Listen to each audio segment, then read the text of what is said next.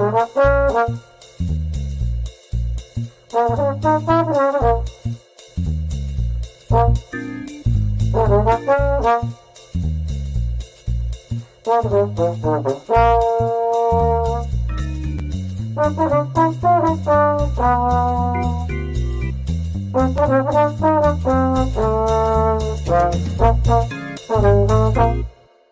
and welcome to Hey, we like your Outback Packers pod. It's a joint episode, folks. It's a joint episode. Hey, we like your pod, and we're joined by another podcast. So it's a double podcast night. And hey, Lorenzo in the comments, it's good to see you. Welcome, everyone. How are you doing? Joe, Iowa Joe, let's start with you. How was your week? It was pretty good. You know, the weather got a little bit warmer, so we had to kick on the AC here in Iowa. So, you know, it was getting pretty warm in the house. But, you know, other than that, working and just trying to, like we were talking before hitting the live button, Nick and I have been trying to come up with what we're going to do for the off season now that the draft is done and we're in that kind of lull. So a lot of it's just been, you know, scouting out, inviting people on and trying to get things figured out with that. So, but I'm glad we got this week figured out. You know, the crossover nobody wanted. The crossover you didn't know you wanted until you. How does that go? Anyway, Patty, how was your week? Tell us all about your week. Yeah, You had a good week, didn't you? The crossover that has lived in my heart since you guys started your podcast is what it is. So speaking of you guys, we're talking here about Iowa Joe, and Nick Greger will be back in with us in a little bit. He just had some stuff, so he'll be joining us soon. And those are the guys who make up the Outback Packers podcast. And for those of you who are listening to the Outback Packers episode this week, they are joined this week by Dawn and myself, Matt Pickett, who are the people who do Hey, We Like Your Pod. So coming to you on two different podcast feeds this week. Yeah, but anyhow, I'm good. I'm yet good. to do a good day, so you just hang in there. Nick will be here and give you the good day. I always make him give him one at the beginning. So very important. Nick will be here shortly. Well, we want to hear about your week, Matt, and we're also excited because today's the day that the NFL season schedule was released. Can you tell it's late? Oh, I am a little out of it. About all draft for months. I'm good. It is the last week before summer orientation starts at UC. And so it's kind of like the calm before the bananas craziness, basically.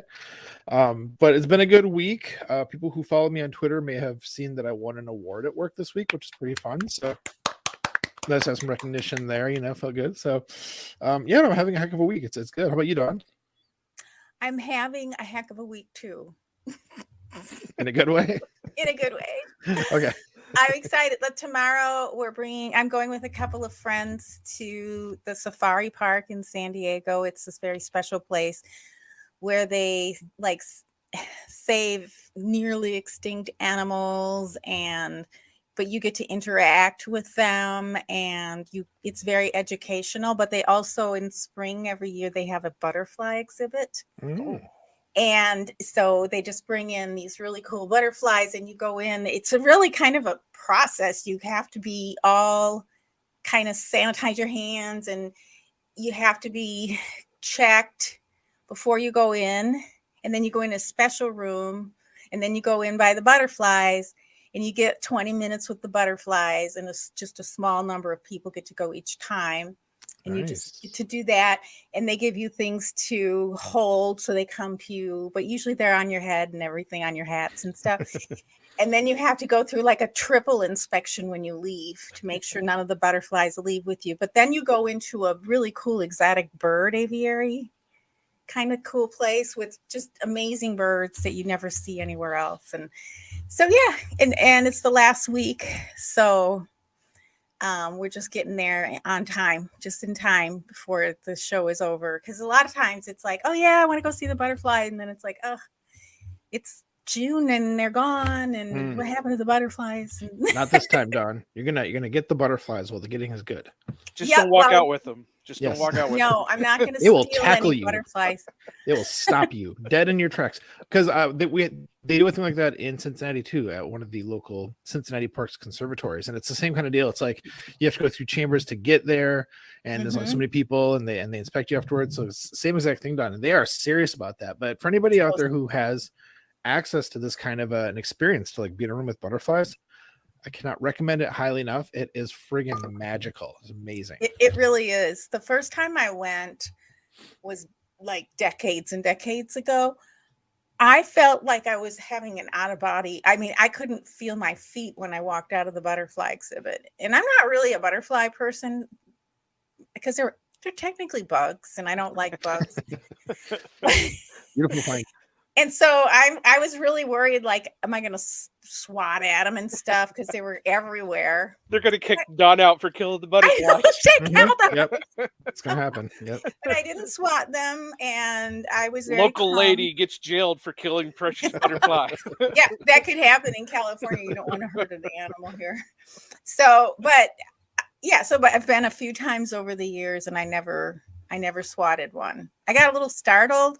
Usually it's because somebody will be like, oh, there's a butterfly on your head. And I'm like, ah!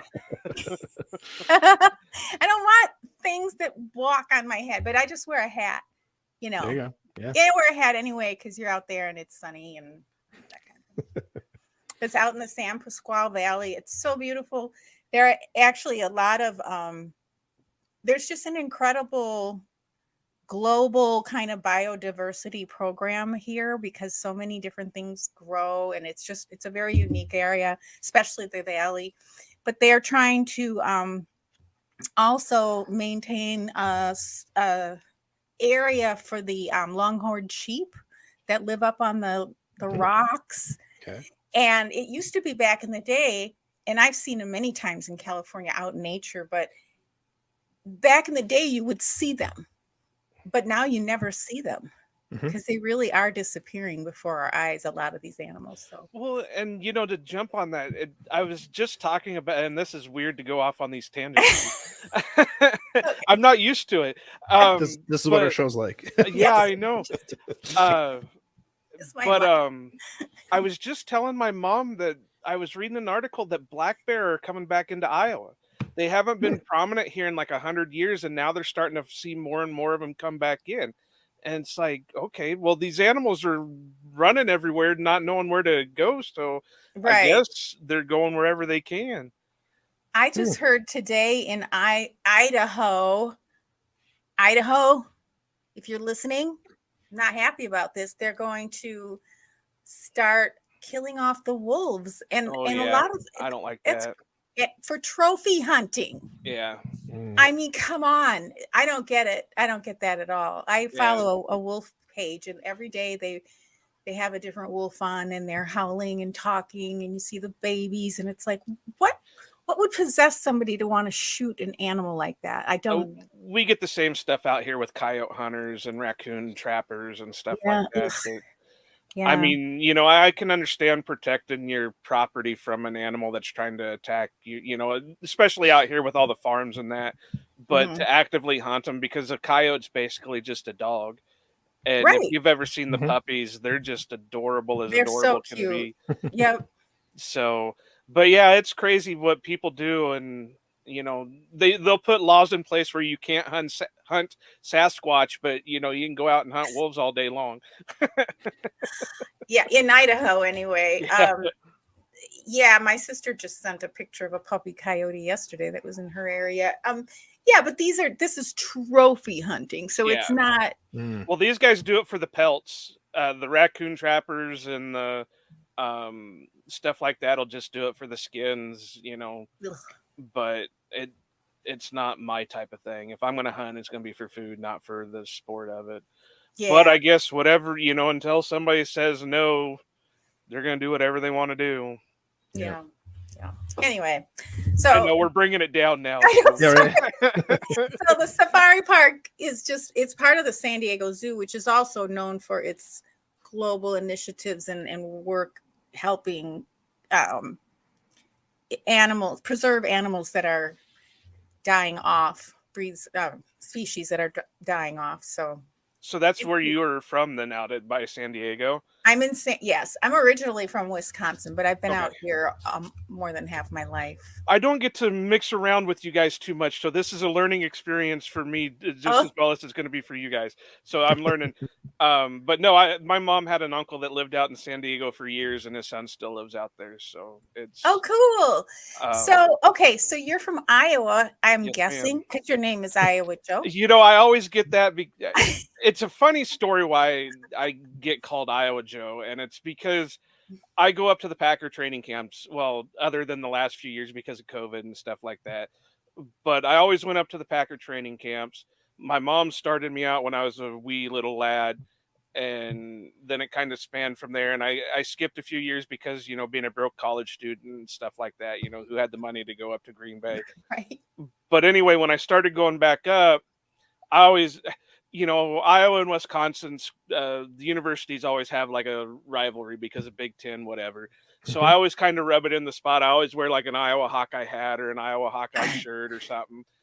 And I got to meet some really good people up there, and there for a bit when you're getting in with these people and you're starting to learn names. You know, one day they just started saying, "Hey, Iowa," you know, just started calling me Iowa. So it just kind of formed from there that it I went like from it. Iowa to Iowa Joe and all that. So and then it just made sense to start making all my handles Iowa Joe and, you know, things like that. I So like it. I like. um So your mom was a Packer fan? Was she from Wisconsin or my how? mom came from a split family. Her parents got married, had a couple kids, or well, 4 kids, and then they got divorced. My grandpa stayed around the area that we live in now, and then my grandma got remarried, and they eventually landed in Wisconsin. So my mom kind of grew up in between Wisconsin and Iowa, Okay. and so yeah, she spent, you know, probably half her life up there and half her life down. Well, now over half her life because we've stayed around the area for ever and ever. But yeah, she where was it? They started out in like Shawano, then went to Belgium, or no, Sheboygan Falls, and then Belgium, and then they stopped in Sheboygan. So you know, all around up there. And then of course I've lived around here all my life, and then every so often during the summers when I was a kid, I'd go stay with my grandma and grandpa up there. So um, So you're in Iowa now. yes, Okay. yep, Cool. born and raised. I unless I win the lottery, I'll probably stay here for the rest of my life too. So, you know, knock on wood, I'll win that lottery one of these days, though. Well, there are worse places to live, that's for sure. So Yeah, I suppose. You know, everywhere you live has its pros and cons for sure. I know the area good. We'll just put it that way. Yeah. Well, it's great to get to know you a little better. We always ask people what made them become a Packer fan. So it sounds like it was sort of ingrained in you. Pretty much. I would go up there and, you know, some of I'll be 37 this year, so it's relatively, you know, I'm not young anymore, but I'm also not old yet. So I still kind of I always tell people I do slightly remember when Mikowski was quarterback, just before the Favre era. Yep. So I just barely remember that time. And I really wasn't into football at the moment. And, you know, I know this is going to scare people off, but I actually was the first player that I ever loved was Joe Montana. But it was because I was so young. And, you know, when you're young, you always kind of, when somebody has the same name as you, you kind of gravitate towards them. Well, you know, Joe Montana at the time was still a pretty big thing. And, you know, you'd hear about him or you see commercials or whatever. So, you know, it was just natural that I went that way. But I'd never seen him really play. You know, I knew he was a football player, and I knew he was a big name player and all that stuff. But then I would go, you know, we'd go up to Wisconsin to my grandparents for like Christmas or something. Well, you know, during the week, eventually there'd be a Packer game on, and you'd have, you know, the family sitting around watching the Packer games and everything. And then it kind of spawned from there. And then I got to learning that, well, you know, Sheboygan's only about an hour from Green Bay. So then mom started taking me up to the training camps, and then it just kind of went I never did the bike ride stuff because, you know, obviously hauling it from Iowa to Wisconsin was kind of, and then, you know, my grandparents didn't really have the biggest storage. They had a nice house, but they didn't have the biggest storage spaces for their stuff. So you Right. couldn't really keep it there. And so I never really did the bike rides, but you know, we went through the Hall of Fame before it went into Lambeau itself. So I remember when it was over by the Resch building. And so yeah, it was pretty fun. And then I just kind of went from there, and it just kind of grew. Yeah, that is so Then cool. You have those opportunities, Joe. I love that. Like, I wish I could go back in time and do something like that as a kid. You know, just have that sort of Yeah, magical experiences. it was crazy because, you know, you always see it on TV, but you never see, you never know the full, what do I want to say, the grandeur of everything until you're actually standing there. And especially when you're 9-10 years old and you're standing and you're just seeing this giant building, and then you see these players, you know, I always laugh because it goes to figure that, you know, I did get to see them ride the bikes. Well, I always have this funny story about one of my first times up at training camp that Ross Verba almost hit me on a bike because they didn't have the barriers in that like they do now. If you ever see the pictures of training camp, it was just a free for all. You could be walking down the street, you cross the street, and these players would just be zooming in and out. Well, go figure, a guy from Iowa who played at the University of Iowa is going to run over a kid from Iowa. So, you know, it's sorry, my eyes are burning from my allergies. So and then meeting Gilbert Brown, you know, being 9 or 10 years old and you have this mountain of a man standing in front of you, it was really, and then, like I said, that just kind of put the drive in you to be that fan. And I guess, you know, unless for some strange reason they leave Green Bay or whatever, then, you know, it might change then, but, you know, it's, I always call it Packer family. Now I have shirts around here somewhere that I made that says Packer family on it. And Nick has one. And some of my other good friends have them because of, you know, because I always view it as family. We're not fans, we're family because the public owns the team. So, and we'll get Nick in here now that he finally showed up from the Aussie. That's right. Nick's here. Hey, Nick, welcome. That's a great memory. And Nick is with us now for those of you who are listening and not watching. Nick has joined the party. How are you, Nick? How was your week? G'day, everyone. How are we? Sorry I'm late. I just came from uni, heaps of public transport issues and whatever, but we're here now. Yeah. I was really sore that I missed you guys in the live stream we did for the draft. So it's really nice to catch up with you and, you know, talk about the draft now that it's over. Yes, talk about the indeed. Draft. And did you see the new schedule release yet, or were you busy all day? Absolutely. No, absolutely. So, okay. So how about if we go around, starting with Joe, then Nick, then Matt, and then I'll go last. What game are you, or what about the schedule? It doesn't have to be a game. Are you most excited about? Makes you most happy? Oh, you want me to go first? Yeah. Go for it, Joe. Let's hear it, man. Okay. Well, obviously, week 1, it's Chicago. You know, what better way to start the Jordan Love era than, you know, starting it out with Chicago? You know, it'd be great to see Jordan Love go out there and finally shut up Bear fans that are saying Justin Fields is the better quarterback and all that stuff. So, you know, obviously there's going to be a lot of growing pains. So I don't expect it to be a 19-0 season, or, you know, what is it now, 20-0 all the way to the Super Bowl. But, you know, to start out strong against a division rival with a starting quarterback, or the first year starting quarterback. Yeah. That's the one that I look forward to. The other one that I personally, if I were to go to one, it would be the Chargers game. Me too. Yeah. Me too.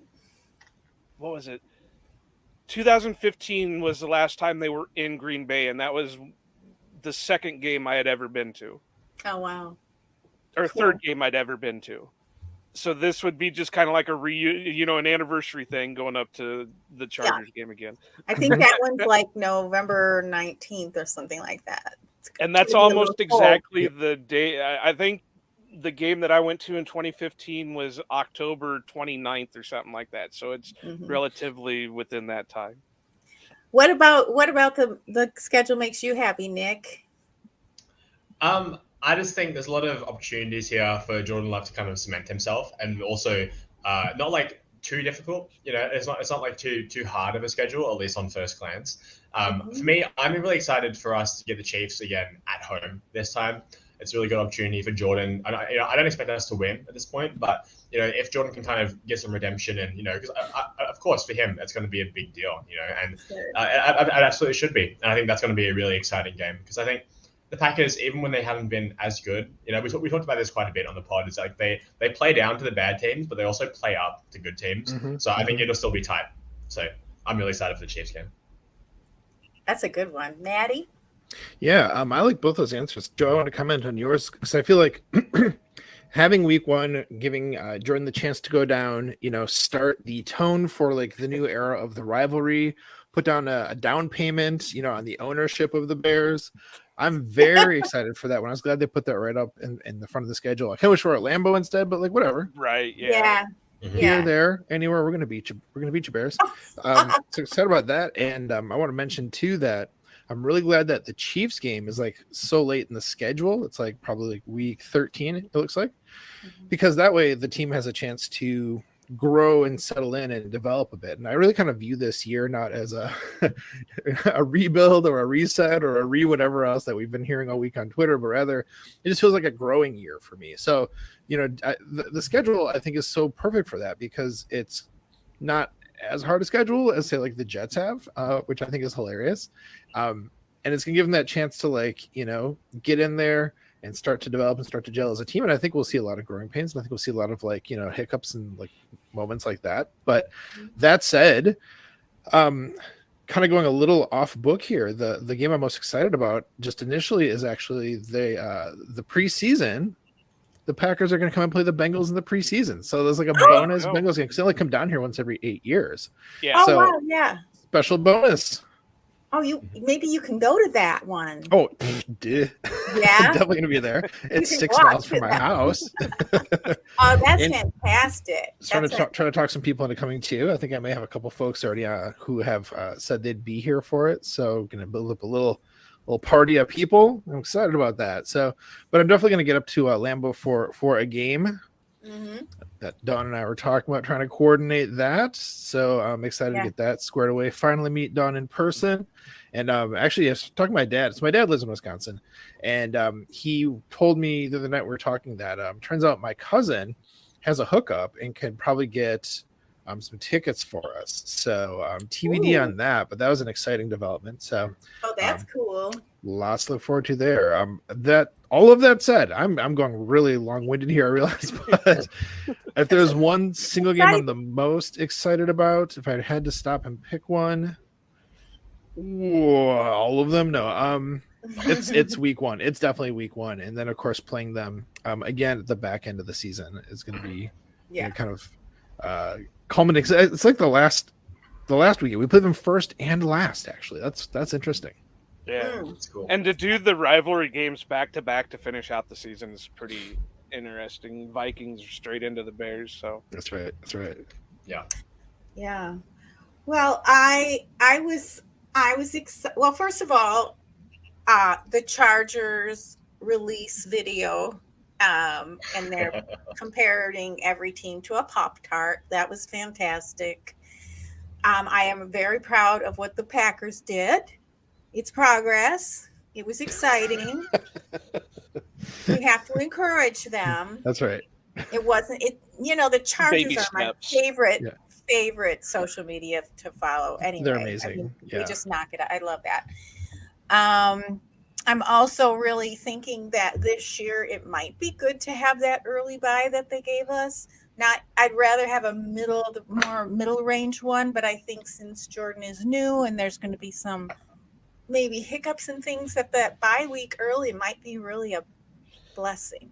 Yeah, a lot of young guys on the team, not used to a full 17 game schedule. It's going to help having that early rest for them. That way they can have the rest of the season to, get right from the Mhm. early start. So yeah, I get that. I'd love to see the Chargers. I just don't know if I could handle November in Wisconsin. 'Cause that's That- getting, that's like November 19th, I think. That's getting Yeah. really close to Thanksgiving. So it'd be pretty cold, I think. Absolutely. I mean, I was there for when they played the Cowboys. I want to say that was like the week before that, basically. Mm-hmm. It was freezing. And I actually Yeah. drove through a blizzard to get up to Wisconsin when I Yeah. went up there for that. So yeah, I mean, that's gonna be cold, Dawn. We might Yeah, want to pick so that's a an no. earlier So one. maybe I'll wait till the Packers come here to watch them. And hopefully it'll be a couple more years. We'll go to Vegas. You can go to the Raiders game, Or go up to Vegas. Vegas, Yeah, I hit the really slots don't. before you head over to the stadium. don't love the Raiders. It's a thought. It's a thought. But that's They're going to be playing a good one. Devontae. Yeah. Yeah, I was just going to say, Jai and Devontae. That's going to be a heck of a matchup. I don't know how Right. you guys are with cussing, so I got to try to censor myself We sometimes. try to keep it a little Appreciate family that. show. And Lorenzo is back. Lorenzo is saying, hey, Lorenzo, Yeah. tell us in the comments what you're excited about for this upcoming schedule. Which game would you like to see if you could? Okay, so yeah, it was a fun. I saw that the schedule got leaked. I was so busy today. I really didn't have hands free. I was listening to some things, but I was informed that the schedule got leaked. But I still wanted to give the props to Green Bay and give them the traffic on their site because Absolutely. They really need to get, and they did good today, but they really need to get somebody in there to do their social media stuff because Mhm. when minor league baseball teams are out doing your professional football teams, Yeah. there's a little bit of an issue there. But I didn't get to watch it yet. But even the Titans did a good one where they went out on the street and were having Yeah. people. They were just showing them the emblem, and the people were guessing what the team name was or whatever Yes. it was. And so I didn't get to watch it, but I was seeing little clips of it. And Yeah, I saw a couple little clips, and I think that's good. I'd like to watch all of them. We'll see what happens tomorrow. You know, as much After as I like want a week, I won't be interested anymore. yeah, I'm gonna try to find like time, like probably at lunch tomorrow to kind of check out most of the videos because a lot of them are so good. But Yeah. like Joe, I feel like if the Packers like actually, got like Tyler, Herrick to like do their socials or something, right? Like Yeah. I don't it would be weird because I feel like the organization has such like an image of being kind of old school, and Yeah. when I say conservative, I don't mean politically, but like, conservative, right, like yeah. kind of buttoned down, I don't know, would the building implode or something? Like what would happen if they did something funny on social media? Well, you would know if things really changed is if they got Hard Knocks. HBO came in and Mhm. got Hard Knocks. If the Packers ended up on Hard Knocks, then you would definitely have to say, all right, we got to start stepping up the Mhm. media and all. Then everything has changed. But Mhm. yeah, they have been a little bit more old school with their technology and that. But you'd think with them being a public owned team and all that they would want to engage more with their social medias because that's how they basically make their money is because the people buying the jerseys and the hats and all that stuff, and you'd want your social media to kind of pop. Otherwise you just kind of look like a ho-hum whatever.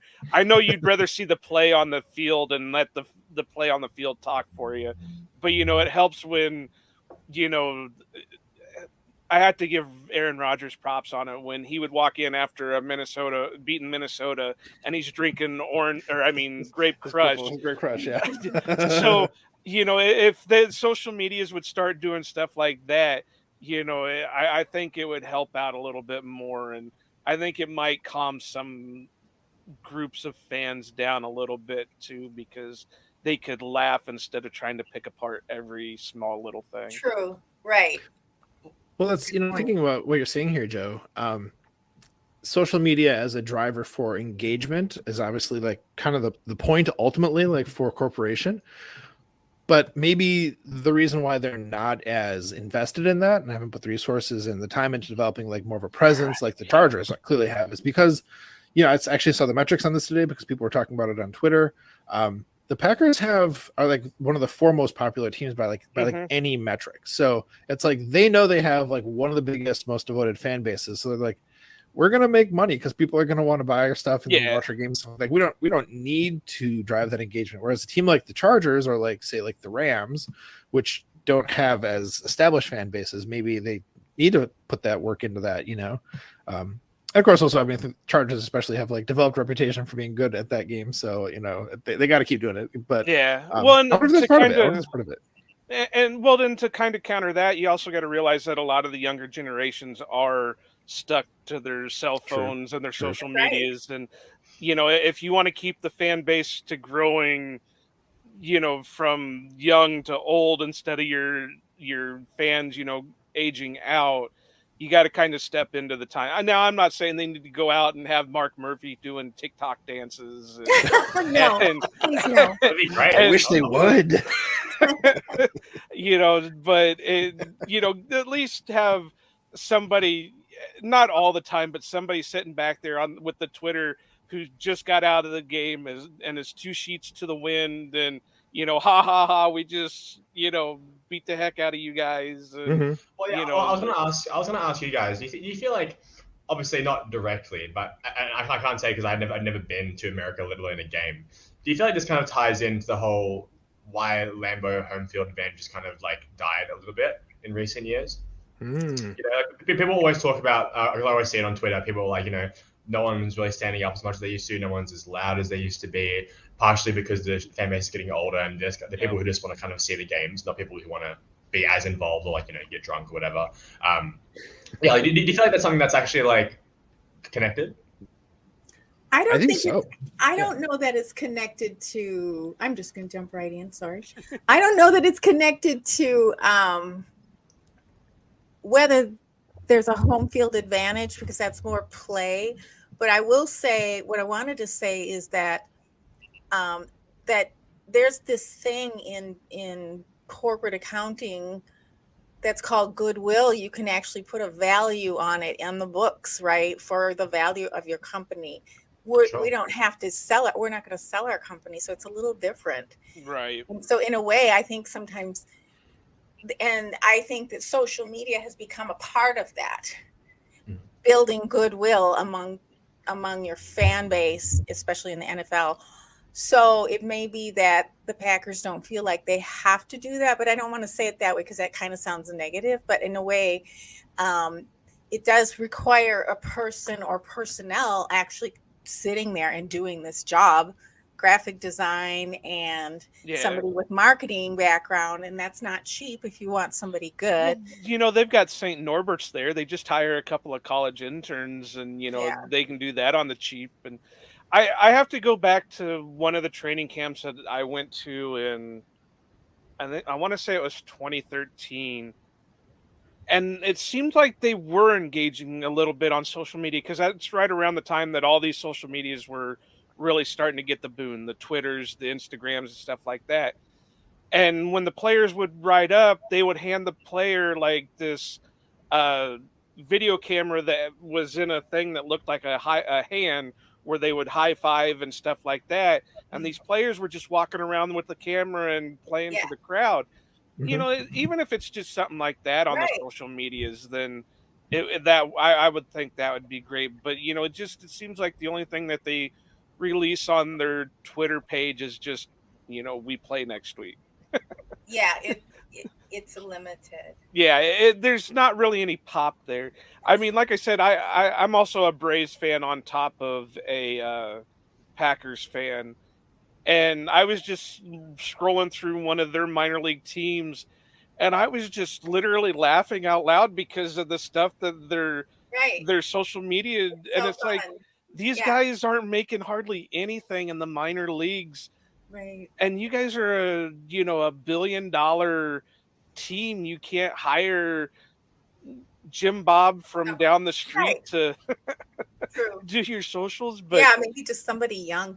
Well, and I think the other part of what Nick, what you were saying is, so at Lambeau, there are lots and lots of season ticket holders that have been there for years. It's been in the family and that kind of thing. And what I've heard, mentioned is that the season ticket holders don't even go to the games. They just basically are selling their tickets because they're so valuable to the visiting team. And so part of that Lambeau advantage as far as the fandom isn't there anymore. It's not, I don't know that it's because people are old and they're just sitting there and not, jumping, getting excited. Yeah, sure, yeah. That's too. part of it, though, But I think because part of it's- I know people who have went into games and they're standing and they're hooting and hollering and they've got people tell them to shut people down. shut up and sit down. We're trying to watch Yeah. the game, and Yeah. to me that ruins the whole aesthetic because Mhm. if I just want to sit there and watch the game, I'll watch it on my 100-inch flat screen TV at home and Right. go to the bathroom when I want to and drink as much alcohol as I want to. And, but if I'm going to the game, I want to interact with the game. I want to hear the fans erupt and, unlike teams like Seattle and that where they have to pump in the artificial noise. Green Bay used to be known for their being loud. Yeah. And it's pretty sad that they have to throw stuff on the jumbotrons to stand up and make noise, and you got the coaches on the sidelines pumping the arms up because they Yeah. never used to have to. Yeah. Right. So I think a lot of it, not a lot of it, I'll say part of it has to do with the age. Once you hit a certain age, I know me, I don't know if I could go to a game anymore just because of how my back issues and stuff like that and sitting on the bleacher seats and stuff like that. So I can understand where people just want to sit there because they finally got comfortable enough that they don't want to get up out of the seat. So, but yeah, it that's part of the problem. And like Dawn said, the selling of the tickets is another part of the problem. When face value of the ticket is $125, but you have to pay $300 just to get it to go to the game, that's tempting to sell the ticket Right. rather than just go. Right. Well, and Nick, I think you're actually onto something here. I do like that connection you're making between like a big part of the fan base aging out and how that does kind of feel like reflective of the attitude towards social media from the team. And, I think those things might be connected. I think, Don, you have a good point about like selling tickets to opposing fans, which is a heinous act in and of itself. Like, don't do that. What's wrong with you? What kind of fan are you? There's enough Packer fans out there. You could find somebody and say, hey, I've got an extra ticket or whatever. Seriously. But it does make me think of when I was at the Cowboys game. I watched the last quarter of it from like down, like really, really close to the field. Whereas I watched the first 3 quarters, like way up in the nosebleeds, and it was up that high. It wasn't super loud, which I kind of expected because we were so far away from the action. But when I got down by close to the field, I was shocked at how many people were trying to tell us to like sit down and shut up when it was like it was the Cowboys game where we were coming from behind, beating a team we had no business beating. Honestly, with like super exciting, going to overtime and finish on that, and with as Christian Watson's breakout game with 3 touchdowns, like it was a super exciting game. And so to be there for like the really exciting like end of it, and there's people like, we're trying to sit down. It's like, are you kidding me? Like, get on your feet. This is like a transformative experience. Like it drove me nuts. So that's definitely a thing that goes on. I've heard that. I don't think I will do well with that. I saw a video of a guy. I don't know if it was at a baseball game or a football game, but it was this older guy, and he was doing this dance down the stairs. When he was getting his beer, and and I'm like, I'm gonna do a dance. I'm gonna do a dance when I get to Lambeau. I gotta do a Lambeau dance down the stairs, up the stairs. Don's going viral. That's right. And everyone will hate me. It'll be great. Sit down, lady. Dawn's gonna get kicked out of the Lambeau game because she's fighting with people telling her to sit down and shut up. I'll probably get beat up is what'll happen. Oh man. Yeah, if I'm having a good time and somebody's gonna do that. I thought about that. It's funny we're talking about this. Like, I wonder if that's really a thing. Yeah. And I've only been to like 4 or 5 games, and I never really personally had that issue. Good. But I know people who go to games often and they've had that issue where, matter of fact, was it Cheesehead TV that made the shirt the "Don't tell me to shut up" or "Don't tell me to sit down" or whatever. Oh, maybe I should get one of those. And Mhm. so it's a thing, but Okay.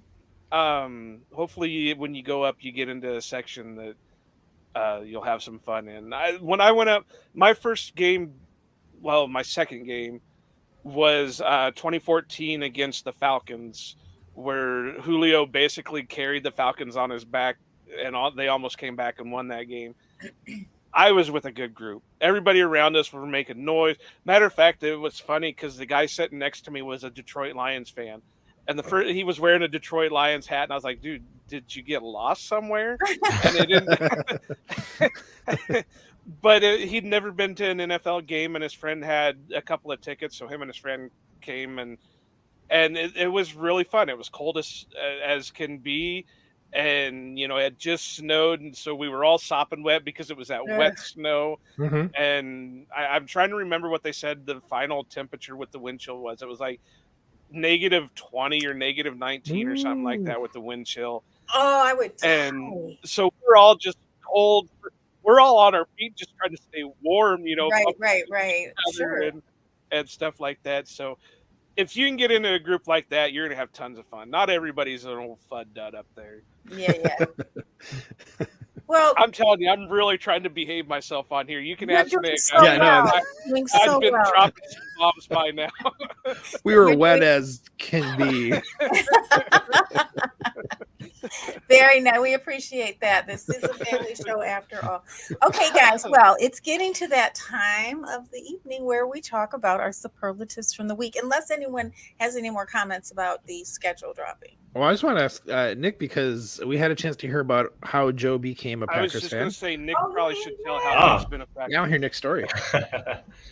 I mean, yeah, it's kind of a weird one, I guess. Like, being in Australia, I mean, I feel like I'm at the point now where I can pretty confidently say I'm the biggest Packers fan in Australia. Like, I'm pretty rabidly obsessive. But I mean, yeah, I always liked American football. Like when I was a kid, I was actually like a Chargers fan originally because I watched LT. He was my favorite player at that time. Just the sheer drip. I love that. And then, and then after a while, I just kind of forgot about it. And then I picked it back up in high school, just watching Aaron Rodgers highlights, as dumb as that is. And it was just because I started with oh yeah, Aaron Rodgers, he seems pretty cool and he's a very talented individual. And then going more and more into the history of the actual team, the more I actually got into it. I mean, just the fact that the team is not for profit and it's owned, by the city of Green Bay. I just find that's just so special, and especially in a league that literally is worth more than any other country's sport industry. That's incredible. $1 billion sports team that's still has country values, and the whole story of why they're still in Green Bay is just it's just so incredible. And I really love the way they run the team. I love Goot. I really, really love Goot, and of course Ted Thompson, and even going back to the Wolf days, obviously I wasn't there for that, but just reading up about how all that happened and the confidence that Wolf had to operate the way that he did in the 90s. It was just astounding, and it's amazing that kind of shift still is the framework for how the Packers are run today. They just have such a rich history, or a very old team, and I'm there's always a thing of green and gold is also the colors of the Australian national team. Whenever we do the Olympics or any kind of international sport, Australia is green and gold. But the Packers they're just cool, man. And even though I started watching Aaron Rodgers, I'm always team first kind of person. I was very much on the train that we should have traded him a season ago, and it's just cool. I really like not having to cheer for some billionaire. You know what I mean? Yes. It's actually it's really it's about the sport, and the money goes back to the community and building the community. It's not just making David Tepper even richer, and they're not just funneling resources into getting better like some NBA team. They're they're trying to do it the honest way, whatever that means. Which it's really admirable. I like how you talked about that, Nick, because like sometimes people will say like, why should I be a Packers fan? Like, how would you convince me to switch, allegiances? Or if they're just getting into football, I've had people actually ask me this before, like, why do you love the Packers? And like all that stuff you said about the ties to the community, the doing things like the right way, being owned by the fans and by, the people. Yeah. The rich history. And then having like an amazing player like Aaron Rodgers. You said, you would watch Aaron Rodgers highlights and you said, this is kind of stupid. It's not stupid at all, man. Like for as like, as things kind of ended with him and his time here, still just, it's so much fun to watch those highlights, the throws. Yeah. I mean, he's kind of like the blueprint for the modern quarterback. I mean, prime Aaron Rodgers is basically what Mahomes is, and yeah, no, it's just so cool. I love that. Yes. That's great. That's great. I think that's why the game I would love to see would be the Chargers and the Packers, because it'd be Herbert. Yeah. And I think I think Herbert is very special. Mm-hmm. So, and hopefully Love will be as well. But, well, cool. Yes, I love that. And so for those who are listening or watching and they are wondering about Nick's, obviously it's an Australian accent. Where are you? What town are you? What city are you living in? Australia. So I'm in Melbourne, which is objectively the best city in Melbourne. In Yes. Australia. Yes. When we started the pod, I was living in St Kilda, which is like, have you guys heard of Luna Park? It's like a big mouth theme park. It's not about mouths, but the entrance to the theme park is like this big, grotesque, like weird mouth thing. I'll pull up a photo. Like trying to explain that to Dusty and Sarah the first time I met them was like, well, the Opera House is an architectural wonder. That's in Melbourne. That's in Sydney. So this is that's Luna Sydney. Park. Okay. This is Oh, wow. goodness. Okay. It's like actually, but like the Opera House is really cool. That's in Sydney. Melbourne's cool because it's like the art city. It's like it's like the cool city. Okay. It's the most livable city in Australia, and a couple of years ago, it won the award for most livable city in the world. But Nice. Melbourne's really cool, and like I'm very grateful to be living in Australia. Like, especially like I'm half Filipino, and like seeing like when I'm to the Philippines, which is like a long time ago now, but even just seeing like the way people live in other countries, and like I feel very grateful to be living in Australia, and to have the opportunities I have. It's cool, And sorry, a bit off topic, nice. but It's really cool. That's awesome. Off topic is the vibe of the show for us. That's right. That's really sort of a bit off track. Okay, so it's time for our superlatives. Now, I'm not sure if Joe and Nick are familiar with our show where we do superlatives. Yes. So, Maddie, would you like to start out with a superlative, and then we'll go Joe, Nick, and then I'll like do one and then do one. Do one. Totally. Yeah. All right. I want to start with something really awesome that I saw this week. Going through the whole draft, I started getting more of an appreciation for the work and the brain that Tyler Brook brought to all the stuff. He was doing a lot of podcasts with hey Brian Maffey.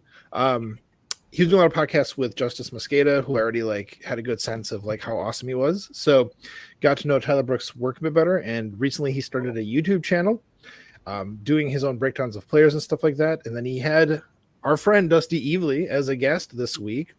And the real question he wanted to ask Dusty and kind of go through is like, what do we think the Packers offense is going to look like, now that we're in this new era, new quarterback, new everything. And so Dusty kind of brought 3 clips of Jordan Love plays from last season and talked about how, of course, it's a small sample size, but we can see there's things that he's doing and tendencies he has that are very different than Aaron Rodgers. Especially Dusty highlighted how Jordan Love was like comfortable throwing to the middle of the field, which novel concept for us as Packers fans. Is that allowed? I guess it's legal. I don't know. So, and talking about like the way how he was able to like adjust his reads as he's like bouncing back, like his 3-step drop turning to a 5-step drop as he sees the read, like as he's moving, throwing the ball like perfectly in time so that the receiver could like get to where it was and like get a nice clean catch. And like people will say, oh, the Eagles didn't like, prepare in the game planning for Jordan Love. They're preparing for Aaron Rodgers. Like, yeah, but he still looked really good against like obviously one of the best teams in the league last year. Like the stuff that he was putting on tape is exciting, and to hear Dusty break down why it's exciting was really cool. So highly recommend going back and checking that out if you didn't. I'm looking forward to checking out more of Tyler Brooks stuff on his YouTube channel. That sounds fantastic. I will check it out. I saw a little blurb about it, but I didn't get to full on. In my defense, I've been watching a trial that's gone on for like 5 weeks, and they just did closing arguments. Finally today, Ooh. they're in deliberations now. They have paused for the night, thankfully, because otherwise I would have been like waiting, for it should happen tomorrow, the verdict, we think. But anyway, so in my defense, I was trying to just stay on top of that, but soon it will be over. The trial of the century, as it's called in the United States. The century's so young still. I know. And it seems There's like already every been other week 2. we're having a trial of the century. Anyway. I know. There's already been 2 this year. It's been Alec Murdaugh and his craziness. And anyway, I will watch the whole thing, though. I will read the whole thing for sure. Watch, read, or listen to the whole thing, one or the other. Joe, do you have a superlative for us this week? I do, even though I'm going to cheat because it's kind of a last minute thing that I did. I'm going to kind of me and Nick kind of call him our unofficial official sponsor. So this is a way to kind of cover our bases with it too. But my best friend, he's like a brother to me. Wes Hoyda is an amazing artist. He does pencil drawings. He's been getting into some painting type stuff. And, he's got a website that he tries to sell a lot of his stuff off of. I think he's now starting to get into where he's going to like, I don't know if they're like arts and crafts shows or I think he's been going to some card shows and that. And he had a deal in place with a card shop up around where he lives, where he was selling some of his stuff out of there. But I was going to see if I could try to present this because I have a copy. And then also, when we're done with the show, all of the superlatives, we will drop them into the description, the links and stuff. So if you're mentioning anyone and I don't have that information yet, we'll just send it through Twitter and I'll upload it. All right, Iowa Joe. Ooh, cool. Oh, wow. So this is a situation where the people listening to the podcast should really jump on the video for a minute to check out. This is amazing. Yeah. Now, this is one of the ones that he actually got signed. But if you go to his website, which, give me a second here and I can give you the actual website. I told him to shorten it, otherwise I wouldn't be able to remember it. Because it's such a long URL. While you're looking for that, we're saying hi to Brian Maffey, who has joined the chat. It's good to see you, Brian. It's Hoyda Original Artwork. It's HOIDA original-artwork.com. All right. And yeah, he does amazing stuff. And it's not just sports things. Because whenever he gets something done, he always text message me and says, here, take a look at this. And I'll tell, obviously I tell him a lot of it's great, but there's sometimes I'll say, well, maybe fix this or fix that in it. But the last thing he did was a color, like shadow drawing of the Teenage Mutant Ninja Turtles for somebody. And cool. It was those guys standing on the buildings in New York with the starry background and the moon and all that. And so So I kind of cheated with that one because it kind of covers both bases with it. So yeah, that's my guy. Creative, and he was for a while. He did this constantly, but he finally got rid of his socials because he was tired of dealing with people on socials. But he went for almost a year and a half tweeting at the Packers to become the official artist of the Green Bay Packers. So he every day for a year. Yeah. I remember that. Okay, cool. Very nice. Very nice. Best artist of the week. Yep. OriginalArt.com. All right, Nick, any superlatives? Yeah, so I'm a big podcast listener. as somebody who doesn't live in America, all I consume is like what you guys put out. I don't really get to be like around the community and all that. So my favorite part is probably The Athletic, and they talked a lot about they talked a lot about the Packers this week. Nate Tice had Jordan Love quite high in his NFC quarterback rankings. He's like kind of a believer, which I thought was pretty funny. And yeah, the one that like really stuck out to me, I was listening to it this morning. The episode that came out most recently with Randy Mueller and Mike Sando, like previous NFL GM, kind of giving his like thoughts on what's happening in the league, and he was talking about how many first round picks we now have starting in this defense, 8, and like not including ones that we signed as free agents. 8 of our own first round picks starting in his defense, and that's basically like unprecedented. And he talked about how some of the best defenses ever have only had like 4, and that's even pretty excessive. Wow. Like I think he said the 85 Bears only had 4. The Steel Curtain only had 2 first rounders, and it's like kind of what me and Carnes was talking about a little while ago, that the pressure this season isn't on Jordan Love necessarily, it's on Joe Barry. And it's kind of like, this is the last straw. It's like, this is kind of like I could honestly see, like a late season firing or something like that if like it gets really bad, which I don't think it will. I think it's going to ride on average as it kind of has. But it's like, it's like a pretty actually like when you look back at just how much resources we've poured into the defense, it's pretty ridiculous, really. Like the fact that we haven't taken even an O-line in the first, the wide receiver thing, it's kind of whatever. We always get sniped anyway.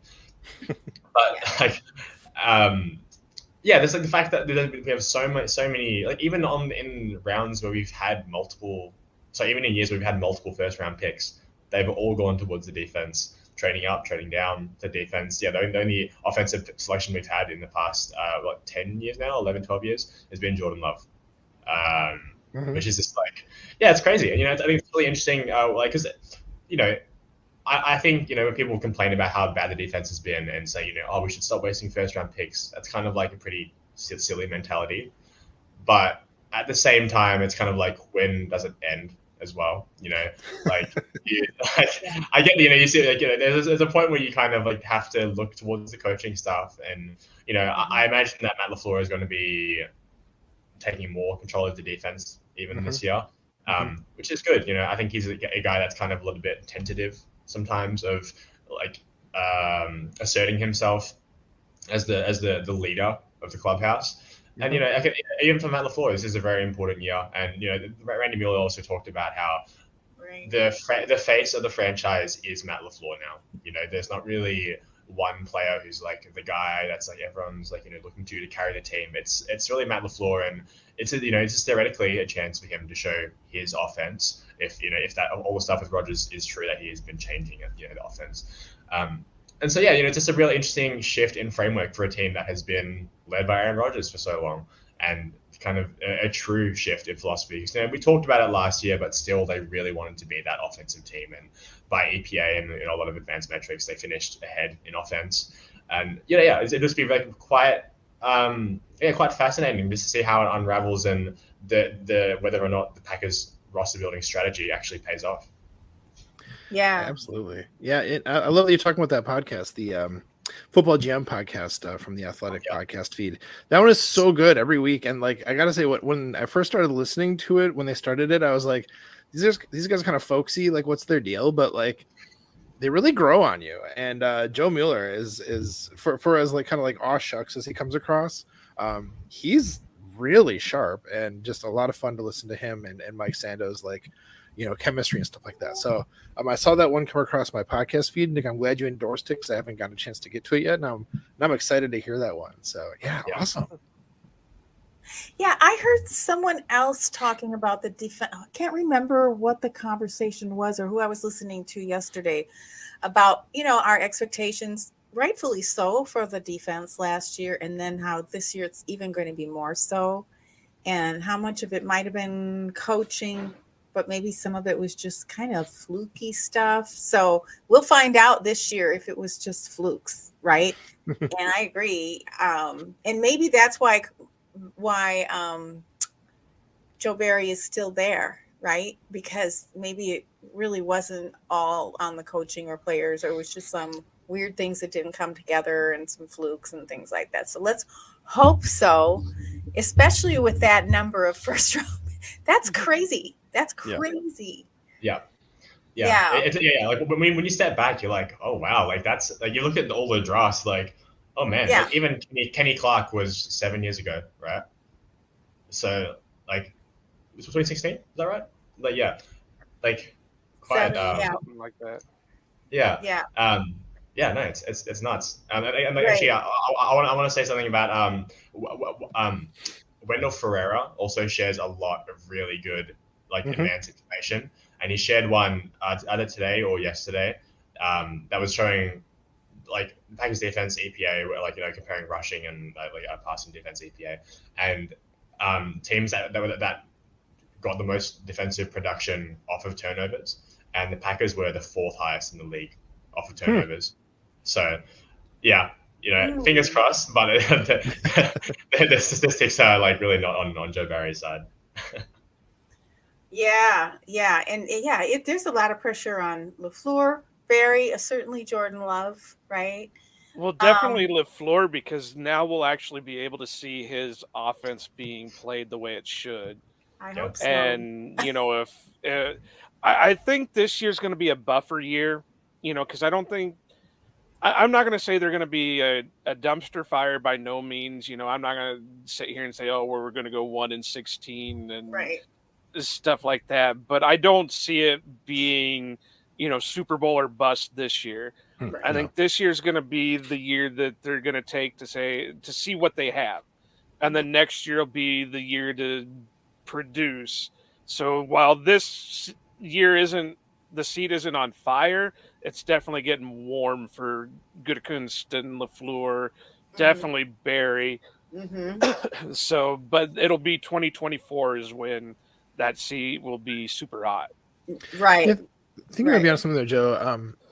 It's definitely going to be like, how could you fire, you know, Goody or LaFleur after this year, which is going to be like I like to say, a growing year for the offense, but for the defense, man, they got no excuses. You know, it's not like they're lost their best players or anything like that. Like they need to show that they can, you know, that they're worth having all those first round picks in there. And I feel like I would understand if, like you're saying, if it wasn't like, you know, Barry's seat is on fire, but I feel like it should be, frankly. It probably is, but I think they're going to give him a chance just because it is a growing year, and he's going to have a ton of new weapons right now. I mean, what was it? There was 13 total draft picks in this last draft, and probably half of them were on the defensive side of the ball. So he's going to have all those added guys in there that are more suited for his system than before. His seat is definitely hot, but if he doesn't produce and they keep him around next year, he's going to be on basically a spit. Yeah. Yes. Yes. I can't imagine at least Barry is going to get 2 years. I mean, I think Jordan should get a 2-year, like you say, this year's the buffer year, and next year we'll see what everybody, and that makes sense with Matt. I don't think Matt is going to be on the hot seat anytime soon. Yeah, it's all going to be so interesting. That's for sure. I think that's why this year is so exciting for me, because it's something new. Yes. I mean, I was a big Rodgers fan. I was one of the few, and I know it's hard to say this because I don't have the receipts, but I was one of the few that really liked the drafting of Aaron Rodgers. Did you shut up, Nick? Aaron Rodgers is taking you to the toilet bowl. Brett Favre will take you to the Super Bowl. No, but I really was. I loved it because while, you know, I was a big Favre supporter and all that stuff, I understood the need to get somebody to have that succession. Just like I said with Rodgers, even though I didn't love the love pick,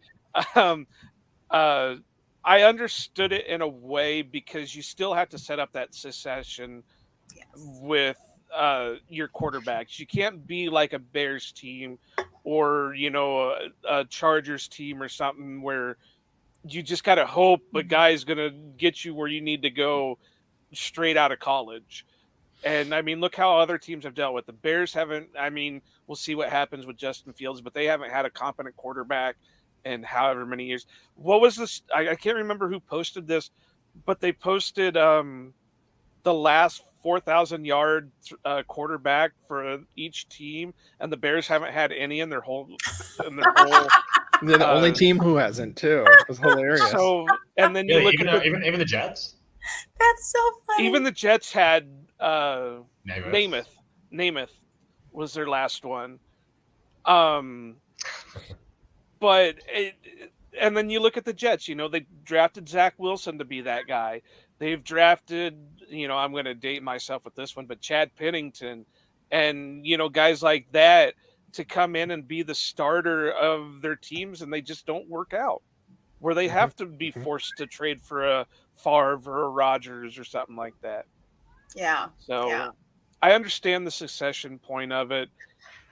It would It have been just- malpractice for him not to have somebody in line. I mean, Oh, did yeah. he have to Right. trade up and all that? Well, that's who they wanted. I mean, that's Yeah, where that's- it came up on the board. Yeah. Yeah, so it's going to be. And Love is still young. He's 24. I think he was the same age as most of the guys that were taken this year in this year's draft. So, well, and then you got Stetson Benson Right. or Bennett that was like, He's younger than a couple of guys. yeah, that he's like 57 years old and still throwing the football around. But you know, he's still young. He's going to make his mistakes, but you got to give him the year to at least see what he can do. Yeah. And then the next year is when you say you better have it figured out. Yeah, and that a lot of that is on Matt too. Well, I'm going to just really quick go through my 3 superlatives. Just Yeah, because we got to of get my Matt to time. bed. He's going to Yeah, pass we out gotta- here pretty We're soon. getting there. After midnight, So- Cincinnati. That's right. So briefly, I've got most delightful. This is the deep dive that Andy Herman did on the Carlsbrook. Hmm.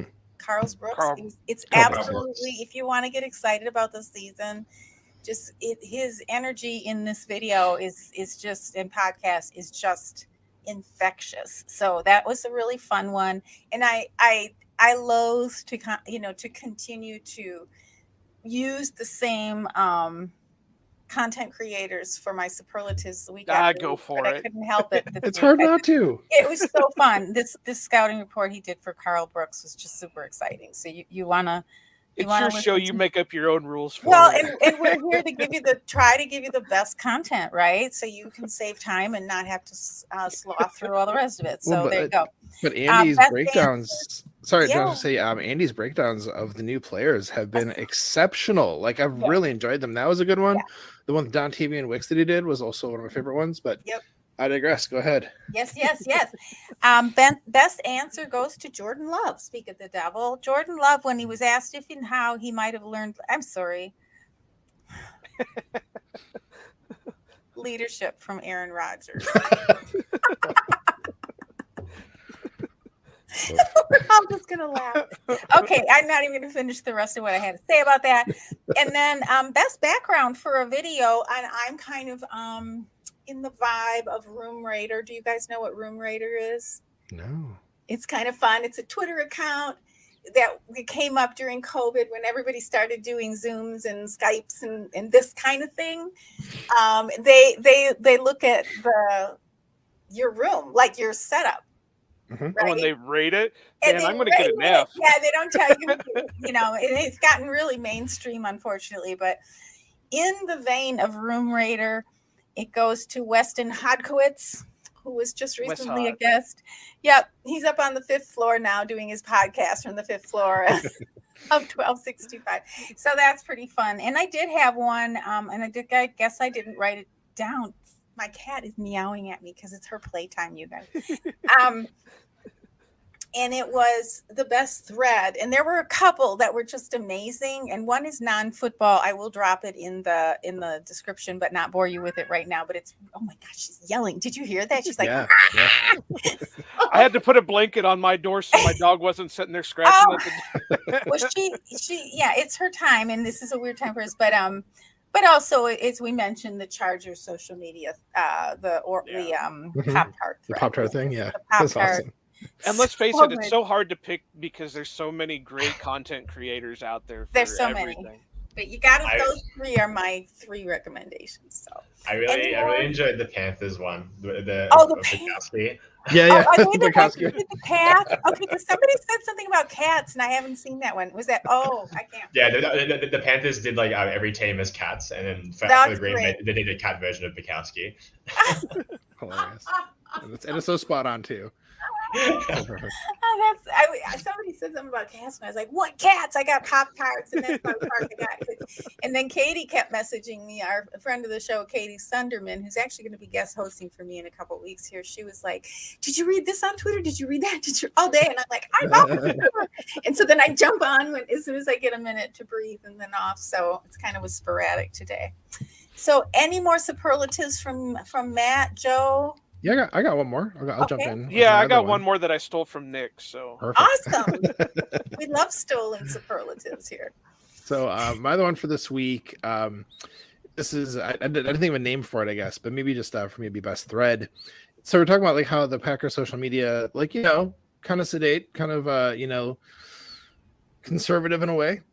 Well, I mentioned like they should get Tyler Herrick to do their socials. I mean, again, the building would implode if they did, but because what he did, and this was so awesome, he took like a highlight, a Packers versus like an opposing team, a highlight for each of the teams we're going to be playing this year. Like it's a sort of like schedule release kind of a thing, and so it's just some really fantastic highlights in there. Yes. Like Tramon Williams burning the Falcons, for example. Like just like going through those, it's just like red meat for the fan base, and it was so Super much fun to fun. look through those. And that's just Tyler Herrick. He just shows up and he wins. The best.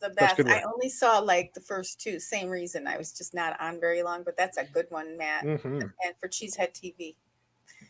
Very good. Love it. And Joe, you have another or did you have more? well, I'm going to go off because when Nick said he was going to be late, he sent me a bunch of what his superlatives was. So I'm going to kind of bounce off of what his is. He had best draft pick name. I'm going to go with best draft pick nickname. And of course, I got to go with the Iowa guy. I got to go with Hercules. What better way can you go with Hercules than, so I got to say best nickname of a draft pick. I like it. You got Hercules and Bane. What better duo can you have? I heard there were 2 Herculeses this year, though. Do we know? The international player, the guy as part of that program that I can't think of the name of, and he has a very right, African name, so I don't know how to pronounce it. But yeah, he also has the Hercules nickname. Oh, So cool. We There have you go. 2 Hercules. And I think That they would both be play the same Herculi. position, edge. that's right. Would that be Herculi because it's plural? Oh, there you go. You're Yeah. thinking outside the box on this one. Okay. I'm pretty sure I saw someone mention for every single tight end, there's like, oh, they call him Baby Gronk for like literally every Yeah, some of these are a little, yeah. All right. Any more? What's another superlative that you send over to Joe, Nick? Anything else? Yeah, you had a whole list of them. Give us something. Yeah. I sent quite a few. I might just do. Okay, this one's easy. Best new rookie jersey number, and I think for me it's quite easy. Anthony Johnson Jr. 36. I'm a real sucker for some of those in between numbers that aren't as common, like 36, 87. I really like when I played football here, I wore number 9, so I like number 9, Christian Watson, and yeah, it's a sick number. I think, and obviously the Nick Collins thing, we talked about, obviously prestigious Vernon Scott, inactive hero, quite some big shoes to fill for Anthony Johnson. So yeah, I think 36 is a really great number for a safety. Awesome. I will say I'm disappointed nobody took 0 with them, with the league opening up number 0. I'm really disappointed one of the rookies did that. I love how Jaden Reed had number 1 for like 30 minutes, and they were like, And everybody went nuts. Can't do that. I was hoping Nick's gonna grab 0. Actually, I think that'd be awesome. I heard about the 0. There was a reason. That they weren't. I can't remember what it was. I feel like the Packers are one of those teams that are just like not going to let anyone wear 0. It just feels like a weird thing. Yeah. It'll be 20 years before they do. Well, everybody was throwing a fit about them issuing Jaden Reed number 1 when they announced the pick. But I know a few years back, Alex Gillette was on the team and saw some action, and he was wearing number 1. It's just it's not actually retired. It's just unofficially. Yeah. Just like Horning's number 5 is unofficially retired. So, Yeah.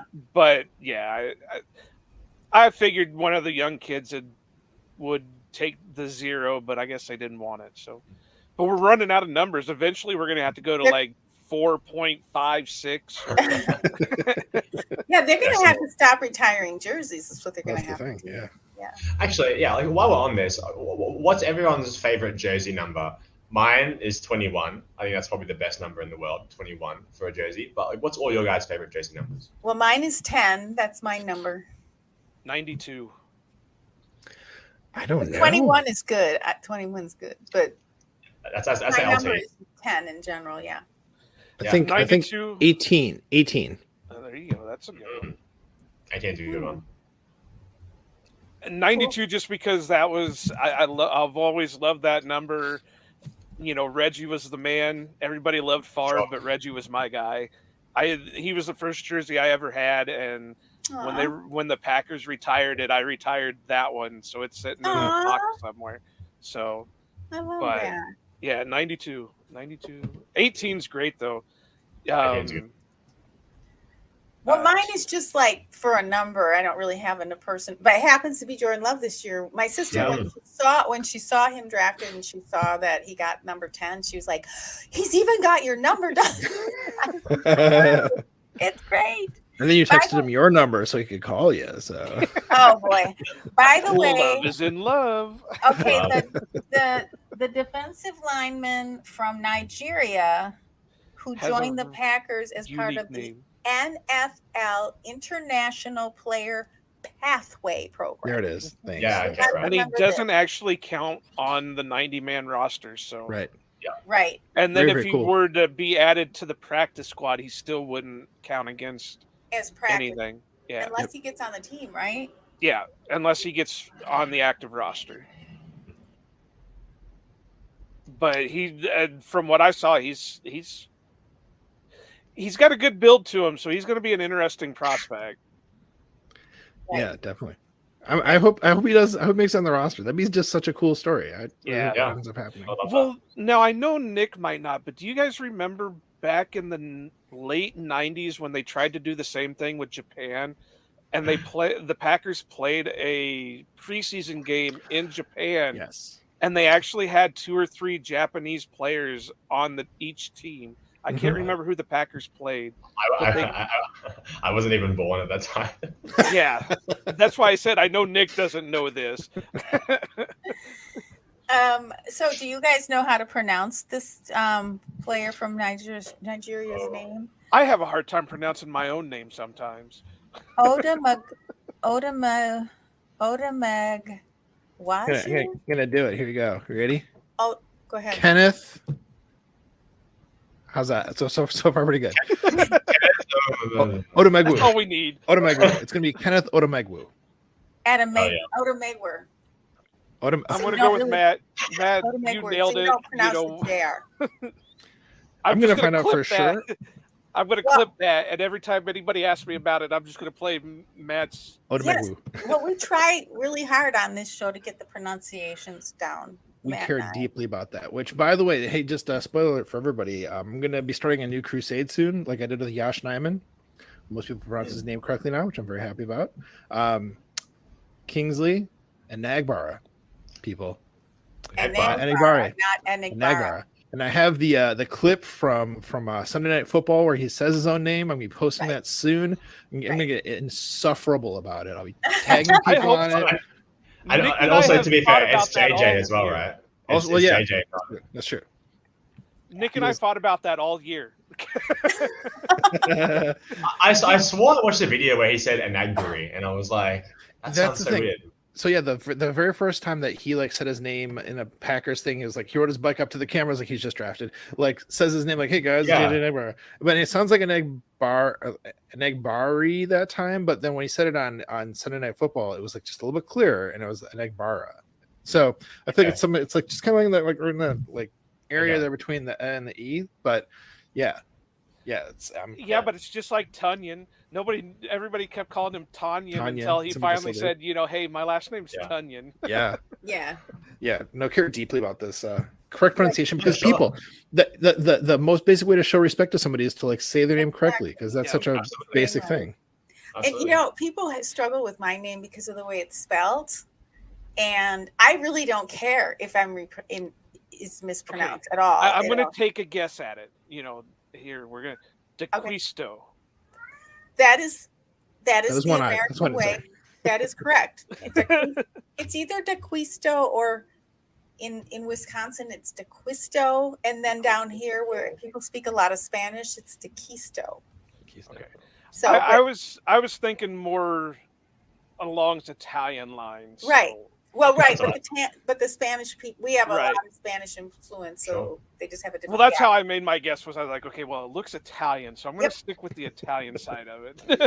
Yeah, I really should have gone back to my maiden name, which was Thomas. So much easier. Don Thomas. I still But, kind of order I a th- pizza. I think That's what I use. You know, we Right. could have a whole other podcast on this because I do genealogy, so I see weird names all the Wow. time. Cool. And I love my last name's Pearson. And if I you, thought it if was Joe. people- Yeah, there you go. I thought it See, was Montana. nobody knows it. Iowa Joe Montana. But when I tell people how it, you know, how we pronounce it, it's Pearson. They always want to spell it Pierson. Well, that's not it. It's Pearson. hmm It's just somehow when the great grandparents came across the boat, it changed pronunciations along with spellings. So, hmm but I love that stuff. I could have a whole nother podcast just on ancestry stuff. That'd be fun. You should do Yeah. it. You should do it. Why not? Brian Moffi's favorite is 36. He always wore 36, and he loved the Chargers release video as well. All right. Any final superlatives before we sign off for the Nope, night? I'm good. We're good. We're good. Yeah, Yeah, we got to get Maddie to bed. We got to get my cat under control before it's she quite late here. jumps Yeah, in. and I just imagine I got to check on my beagle pup. So Aw. Okay. Well, folks, yeah, so this was really fun combining our podcast for the week. This was really great to have a chance to get to know you better, Joe and Nick. Yeah. Really good times. well, I guess like you I guys said, want to I say a know. thing. I know we've had interactions on everywhere else, but this, you know, and then you guys were on the live stream, and Mhm. you know, I was like, okay, well, at least we're here at a decent time now, whereas me and Nick usually record at like 1 a.m. In the Central middle. Standard Time. So, Right. but yeah, Right. yeah. Well, cool. But before I get to like our kind of like ending script here, do you guys have anything else you want to like add or tell the people where they can find you on Twitter or anything like that? Mine's easy. It's at Iowa_Joe86, Instagram and Twitter. Nick will give you the Outback Packers stuff because he runs our Twitter page on that. I do a little bit of the rest of it, but Yeah, I mean, yeah, I'm just at Nicholas GRGR. The podcast is at Outback_Packers. Yeah, I just want to say thanks to you guys for having us on. I wanted to talk to you guys for so long, and kind of feels like destiny. I think, like, you know, me and Matt Beth being on the Pack a Day thing, exchange program. Yeah, it's like really nice, funny to talk to you guys. And I think, yeah, I do listen to your guys' stuff, so it's really cool to actually be involved and interact with you guys. Thanks. yeah, Yeah. it was really great Thanks. being on here and appreciate it. And I love the crossover stuff. I'm glad we can make this work because this is one of the nights we normally record in the off season. So it just made sense for us to do this little bit of a crossover, but you know, it's great. And hopefully we can talk to each other during the season and, you know, do some of that stuff too. And maybe future, you know, additional crossover podcasts. This is great. Yeah, So there you go. And maybe one of these days we'll get Nick up to Green Bay and we'll just have a big old, you know, huge crossover up there. Oh, that would be so great, Nick. This year, do you think? Next year? Maybe I don't know. I always wanted to see Rodgers play before he retired. So in all likelihood, it would probably be a Jets game before. But yeah, because like when in 2021, I told Joe this, but I was convinced that we were going to the Super Bowl. And I was like, I told him, because I just started a new job, because I'm a chef by trade, and I just started a new job in a new kitchen, and it's like, it was the middle of summer, and I'm like, dude, I'm sorry, but if the Packers go to the Super Bowl, I'm leaving like in a week, and I booked the tickets, and Yeah. and I was so ready to spend my savings, because like tickets are so expensive and everything. But I mean, luckily for me, it never happened. So Luckily for your budget. Good thing. yeah, I definitely want to. My girlfriend's over there. She's working like at a summer camp in Boston, well, in Maine, technically, I think. She's over there for like 3 months, so I'm gonna get her to like do all the because she starts in New York, so I'm gonna get her to try and hunt down Aaron Rodgers and get a photo. There you go. That'd be great. All right, Don. Anything before I do the sign off here? No, let's bring her home before you guys see my cat actually maul me online to be like. Well, we now know what happened to your lip. The cat got mad. Guys, the cat's trying to kill her. This is an ongoing thing that he I've says noticed, so. She's not. When Tosh was screaming earlier, I was like, "She's getting ready, Don. Tonight's the night she strikes." Don't pass out in the house at any time, because if the cats are the first ones to eat you if something happens. Exactly. That's why they need you. I heard that. Oh That's yeah, why they they're need. Tenderizing you up and. Okay, Well, I'm Nick and almost Joe, guys, this is awesome. Folks who are listening, make sure to check them out on Twitter. Please give their podcast a listen. Outback Packers. It's a really good podcast. They're a lot of fun to listen to. Please, jump on, like, subscribe, do all that kind of stuff for them, because they're doing some good work. So, friends, of course, you'll find links in our show description for everyone we mentioned. So please check it out. And quick side note, by the way, I almost forgot. I just want to say before we get out of here, Nick, I'm glad that you mentioned Wendell Ferreira, who I think is also very underrated on Packers Twitter. Puts out exceptional stuff all the time. People never talk about him. He's amazing. So anyhow, right, yeah. We'll have a link to Wendell's Twitter as well. But let me see, where was that? So, we'll have the links in our show description. And also, we'd love to have a chance to interview you and shout you out if you're a subscriber or a football fan. Great. If you'd like to nominate someone to be a guest on our podcast, please let us know. Our DMs are open on all the social platforms. And folks, when you subscribe to our podcast, you help us to keep spreading the love in our community. And the best way to help this podcast grow, as well as the Outback Packers podcast grow, is by sharing it with your friends and family. Yes, Maddie, that's right, because we all love you. We're so glad to know you, to be fans of you, and have the luxury of being fans of the most storied team in the NFL. We appreciate your support, your subscriptions, and sharing our pod, and we look forward to seeing you next week on Hey, we like your pod.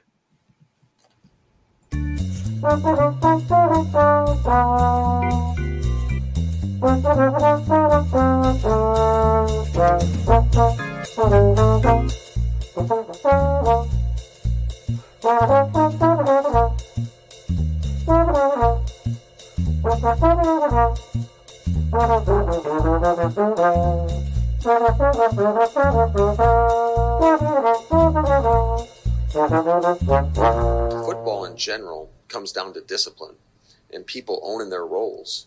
And when you aren't disciplined or you go outside the scheme, bad stuff happens.